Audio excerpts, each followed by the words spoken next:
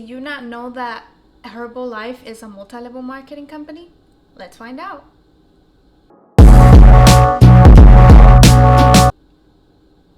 Hi everyone, welcome back to my YouTube channel. If you're new here, my name is Karen and I am a micro influencer on Instagram, and I also post content here on YouTube mainly about multi-level marketing companies, pyramid schemes, scams, however you want to call them, because I just need to keep informing you about the latest content about these companies.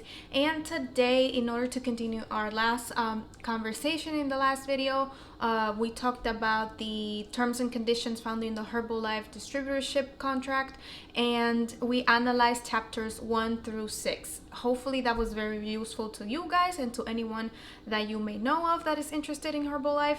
And today we're going to continue the terms and conditions, chapters 7 through 14, which is the end and final part of the contract. So hopefully this will be very useful as well for you too. So let's begin. So as you may know, we're not going to be reading line by line of the contract. We're just going to be pinpointing on the important things that we need to know about how to run a business with Herbalife. What are some of the things you need to know about the products, the way to run the business, ethics, the way you need to behave either in person or social media and all that stuff. So let's just begin with chapter 7, which basically talks about use of the internet and electronic marketing.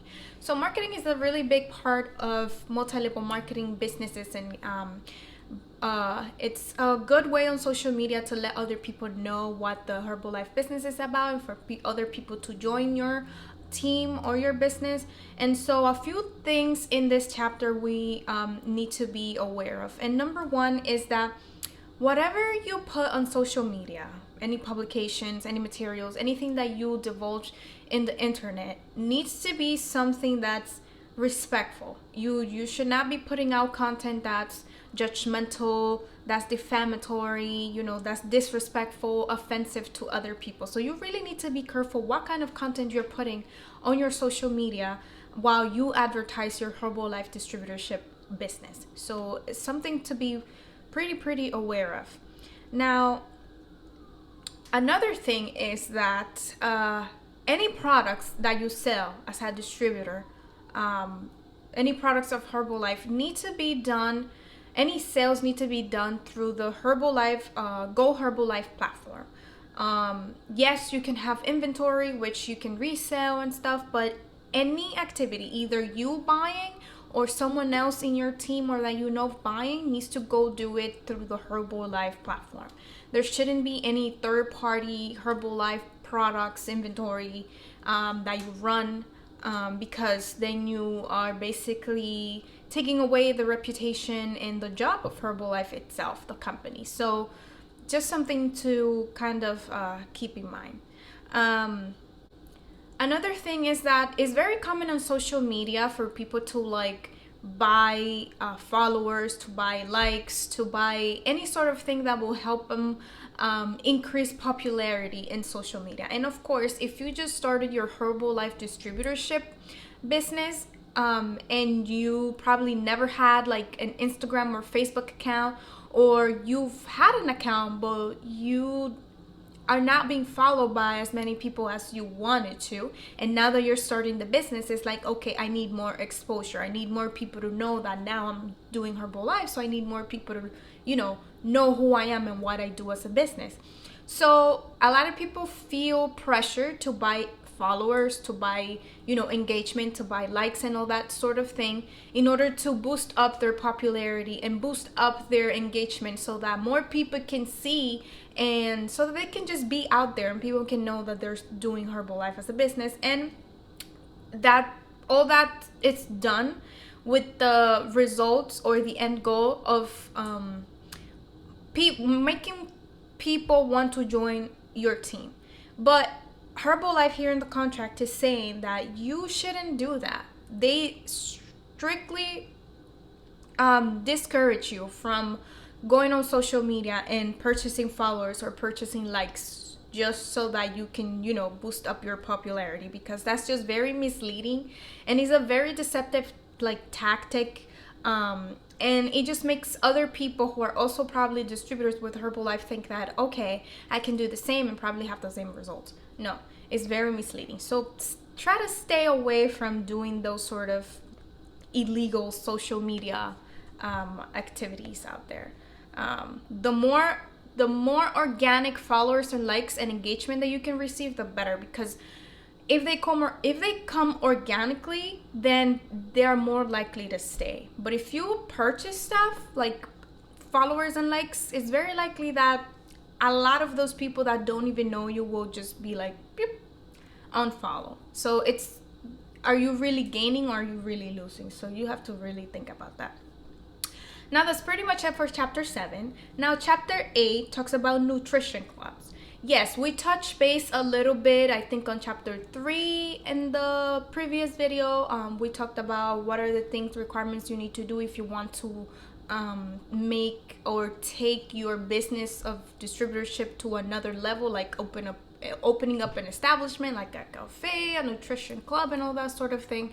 So now we're going to talk a little bit more in depth about what's involved, because it's a big responsibility, not only for you, but because of the type of engagement that you are providing in the community where you're at. So nutrition clubs, chapter 8, it says here that a few of the things, or a few of the reasons as you may want to open up a club is because so a club offers people the opportunity to introduce each other to like nutrition. And it also offers the idea that, okay, if I go to this club, let's say twice a week, I'm gonna meet people in the local area that may be interested in also becoming distributors or just being clients or customers of Herbalife. So that's good. The club is also good for, you know, people to stay healthy, either if they want to maintain healthy weight, gain weight, or lose weight. Also, the club is good to share recipes of like nutrition, like shakes and all that good stuff that can help people maintain their nutrition. There's also, the clubs are also really good for like socializing.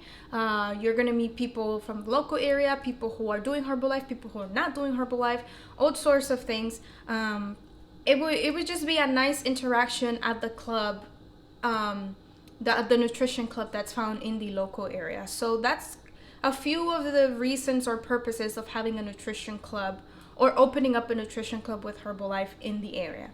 The good or bad, however you want to take it, good thing about the nutrition clubs is only that one distributor, meaning one person, can be the primary club operator. So if you are doing Herbalife and you want to open up a club, it will be you. You are going to be the primary person responsible for the club. It cannot be a joint kind of thing, like where you and your friend or something like that. No, you are going to be the primary person. So that's something to keep in mind. So if anything that happens with the club, you are ultimately responsible. So you really have to make sure and think about the fact that if you are ready to take on that big responsibility. Also, if you are the primary owner or operator of the club, you can charge people to have like a subscription at the club at whatever fee that you want to. So if you want to, if you want people to come in regular into the club and you want to have a membership of like $15 a month or something like that, then it's up to you. The only thing about this is that only Herbalife products can be displayed, sold, and consumed at Herbalife clubs. So the club is only supposed to promote Herbalife products and promote the Herbalife distributorship business. Only for that. There should be no consumption, no selling of any other products, especially not other products from other MLM companies. So something to keep aware. Also, when it comes to naming the club, because you need a name. So yes, it's a nutrition club and you cannot just call it Herbalife Nutrition Club. No, because yes, you are displaying and selling and making nutrition recipes with Herbalife products, but it's not really owned by Herbalife. It's owned by you because you are a independent distributor.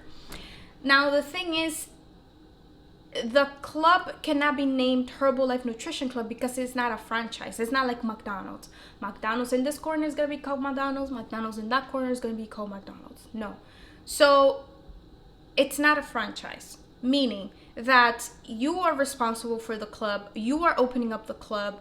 You are the primary operator of the club. So you are going to have to name it something that is more specific to you. So probably something like, okay, maybe my name is Karen, so I'm going to call it Karen's Nutrition Corner. Something like that, you know? I cannot call it Herbalife Nutrition Club because it's not, you don't want people to think in the area that Herbalife, the company itself, is opening up little spots everywhere of nutrition clubs for people to go. No, it's actually the independent person decided to do that, and that's why this is happening. And if you're the primary operator of a club, you can, depending on the circumstances, the local area where the club is at, how much need you may need in the club, you may want to hire some employees.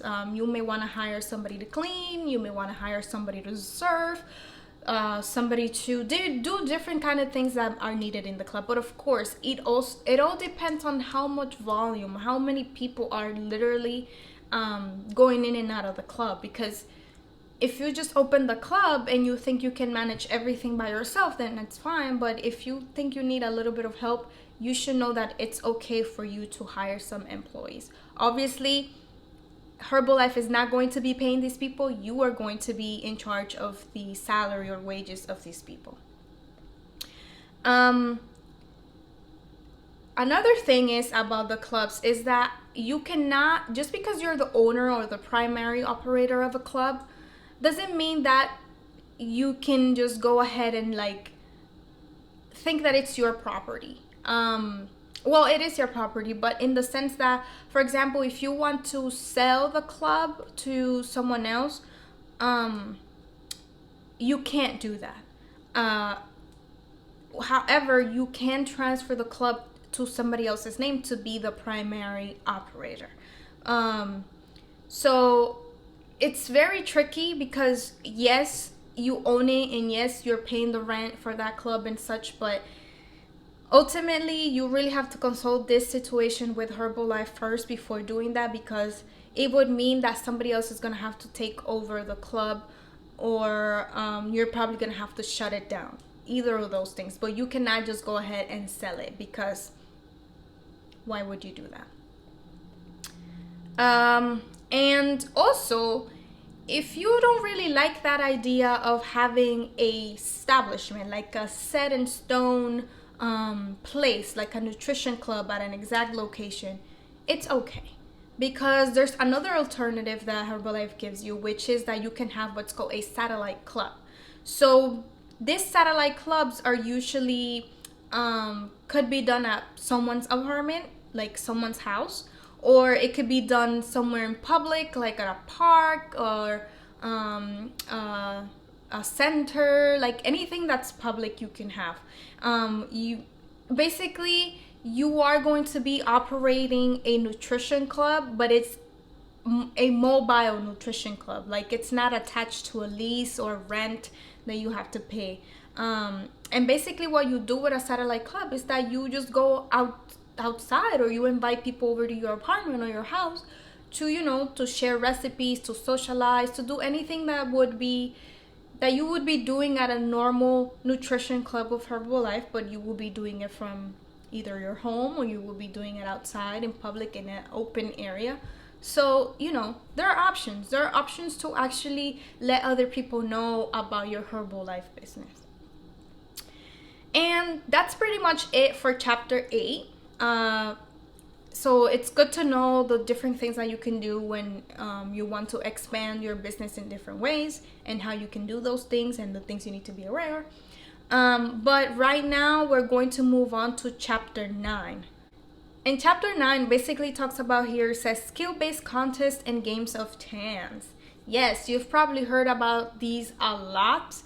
Multi-level marketing companies love to do contests. They love to do raffles and things of that sort. So here we're going to learn what are the things you should be aware of when it comes to like hosting a raffle or hosting a contest and all the sort of those things.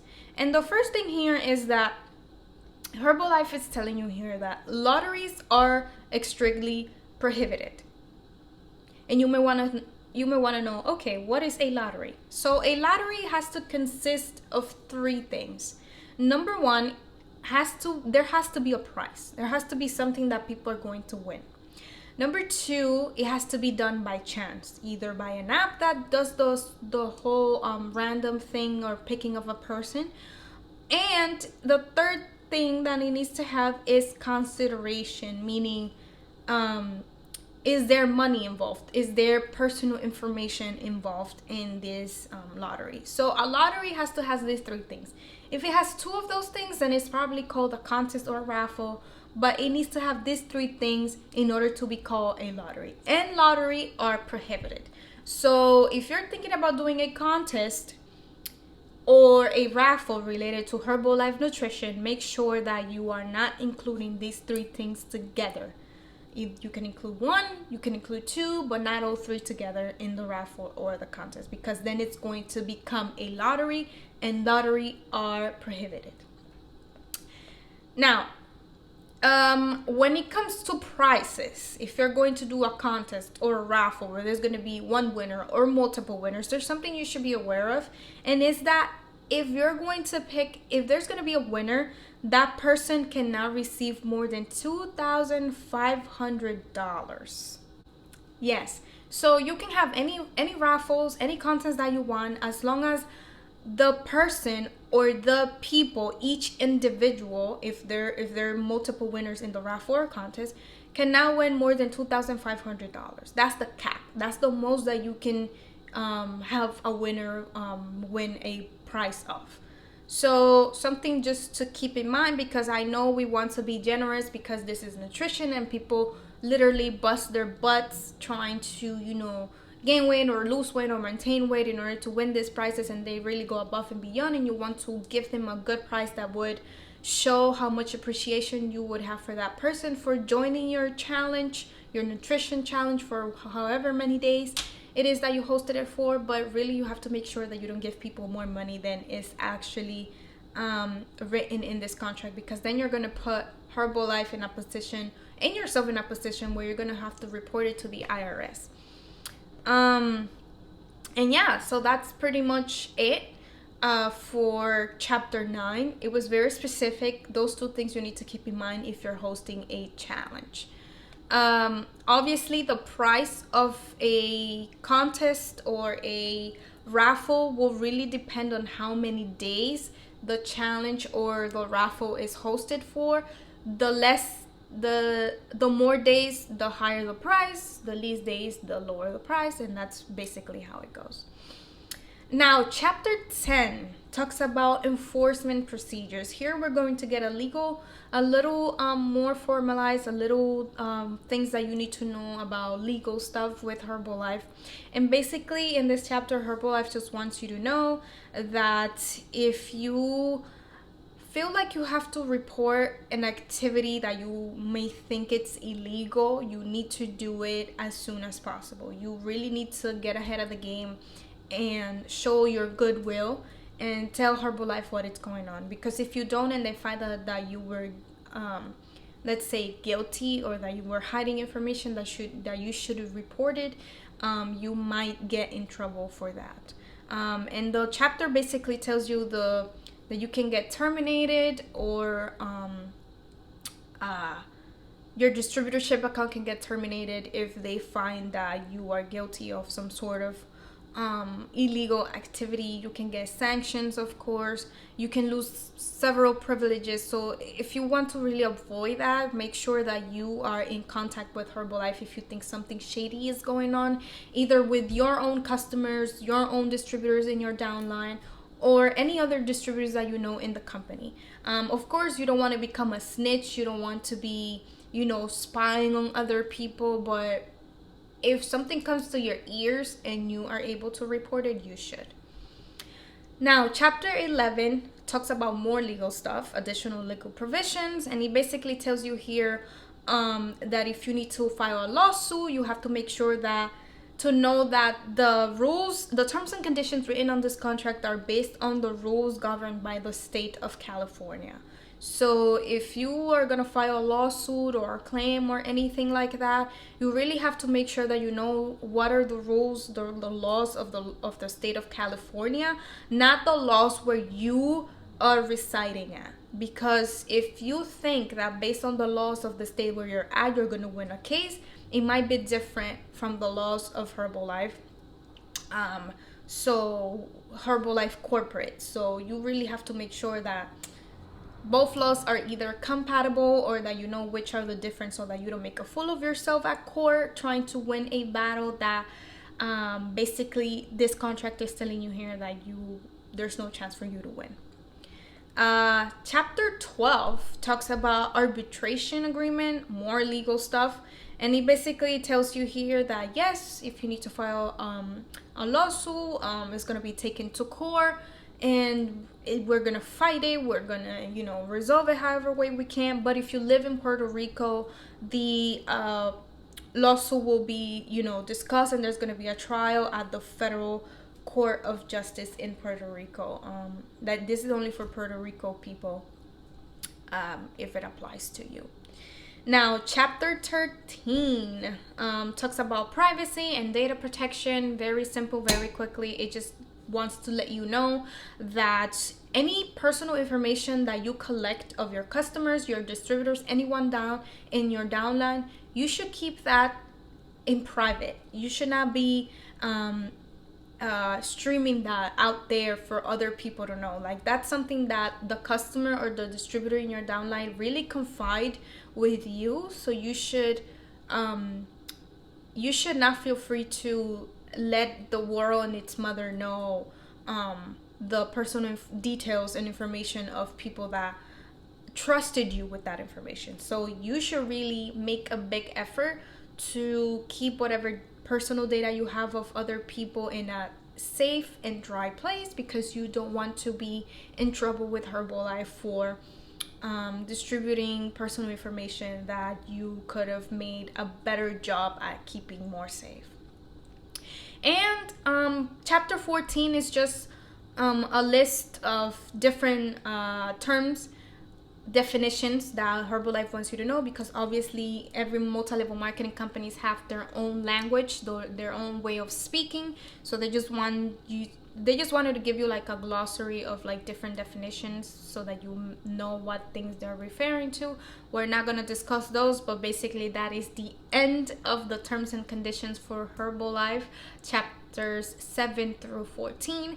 I hope that you learned something new in this video as well, because it's a lot of information, and I know it feels like I went quickly through them, but I really did took my time to read through them and try to like pinpoint on the most important things, because I didn't want this video to be so long and bore you out with things that are not really that important and necessary. So share it with anyone you know that might be interested in joining Herbalife, or that is in Herbalife and didn't know things that you think that they should have known before joining. And if you think that I said something wrong, or that I missed saying something, or that I don't know the entire information about anything in here, put them down in the comments below, and I will be really expecting to see what things I missed or what things I didn't know, because that's the beauty of this platform, where I can share things I know, you can share things you know, and we both become more informed about everything. So, and if you're new here, make sure to subscribe, and if you've been lingering around here for a while and you haven't subscribed, I'm really not sure what you're waiting for. Really not sure. But thank you guys for watching. Thank you for tuning in with me today. And stay honest, and I will see you guys on my next video.